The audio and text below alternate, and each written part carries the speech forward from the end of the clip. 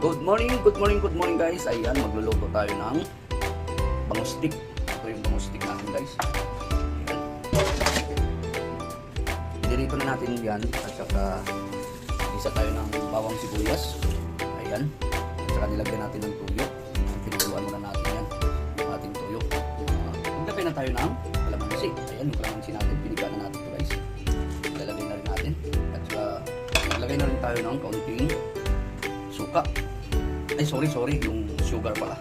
Suka. Ayan. Walang suka to guys, kalamansi lang. Templado na yun, hindi na tayo maglagay ng asin kasi yung ating pinirito, kaunting asin na yan. Ayan, saka ilalagay na natin. Pagkulo na yan, ilalagay na natin yung ating bangus. Ayan, yung ating bangus guys. Boneless yan guys, boneless bangus. Pinaboneless ko para yung mga customer ko, hindi na sila mahirapan kumain. Kasi alam mo naman yung bangus, matinik. Ayan guys, yung pangalawang luto natin. Ayun, mayroon din tayong tinula. Ang pulo na yan, nilagyan natin ng tanglad. Ayan, yung ating tinulang manok. Nilagyan natin ng sayupi at saka malunggay. Ayan.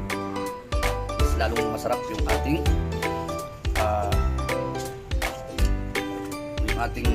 yung ating steak. Ayan. Yung may dalawang piraso ako na hindi na boneless. Ayan, kasi maliliit siya. At saka yung malaking bangus.